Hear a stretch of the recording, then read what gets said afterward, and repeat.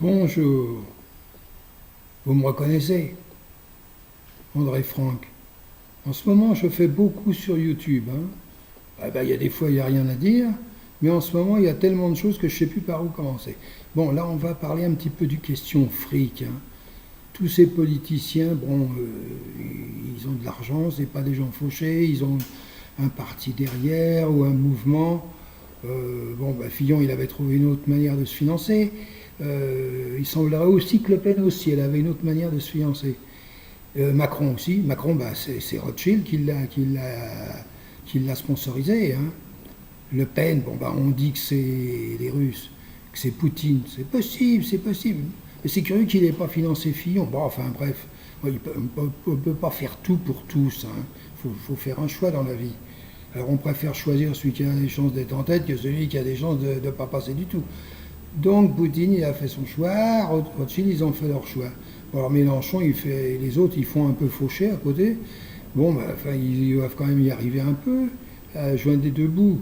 De toute façon, on verra au bout des frais de campagne, au bout de la campagne, au bout des élections, si on vérifie d'où vient l'argent, à quoi il a servi et qui est-ce qui l'a donné, surtout qui l'a donné, hein.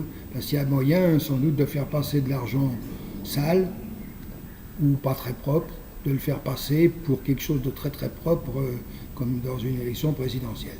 Donc voilà, alors on sait d'où vient le fric maintenant, sauf pour les pauvres petits candidats, tout, apparemment il a l'air complètement fauché.